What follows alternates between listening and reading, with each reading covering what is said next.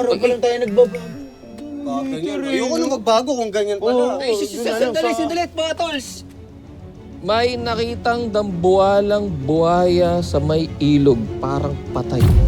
Tara, makiatas tayo. Araw pa lang eh. Pero tara, sakay tayo dito. Sakay tayo dito. Hindi na, magtatala ako sa Sa akin, mas malaki ang akin, no? Yan. Bye-bye, Lolo!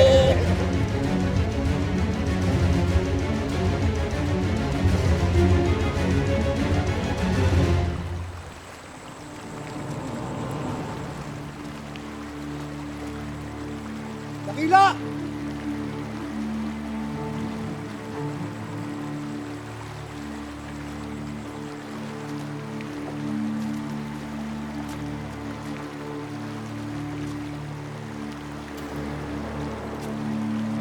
Dakila!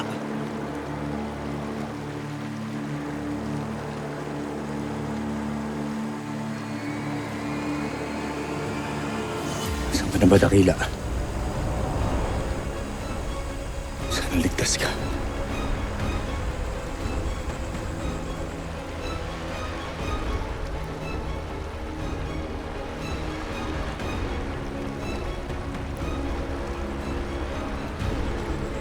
Dakila!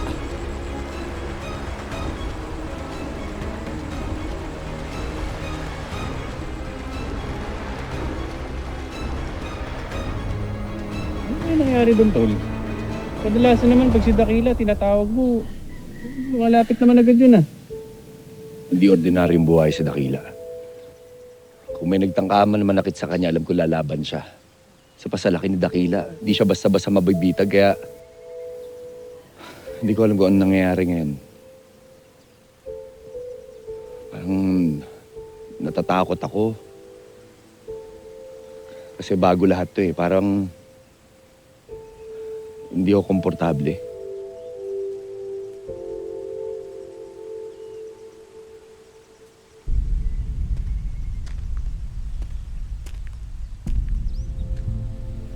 Ano, sabihin na ba natin? Bok, dami nang iniisip ng kapatid ko ngayon. Sisihin niya sarili niya kapag nalaman niya may epekto na yung pagkawala ng ubtaw. Alam mo naman yan. Oo. Pero si Dakila na to eh. Hindi yan matatahimik si Lolo.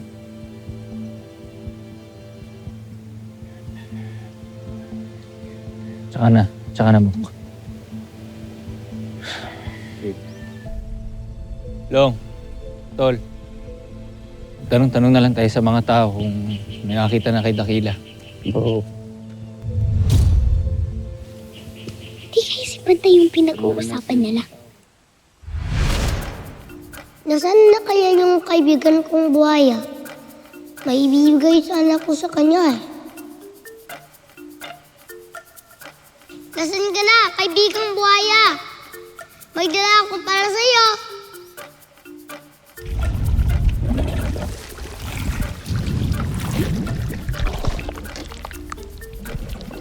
Masama pa rin ba ang pakiramdam mo?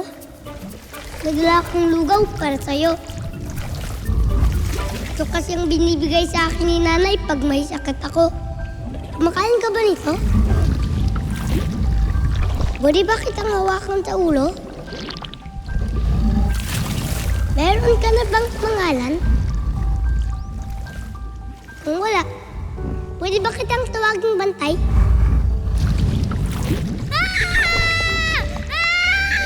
Jelay! Huwag kang maingay! Lumayo ka dyan, Tres! Baka kainin ka! Hindi ako kakainin itong si Bantay! Biyernes kami! Mga beto, halika, tingnan mo! Sigurado ka? Oo! Pero... Tres! Ano? Tres, wag! Uy, mahal! Ayaw! Tres, wag nga! Basta, mabit yan. Bahala ka, kakainin ka niyan. Hawakan eh! Kasi mabait to, kaya hinahawakan ko. Hindi nga yan mabait! Oh,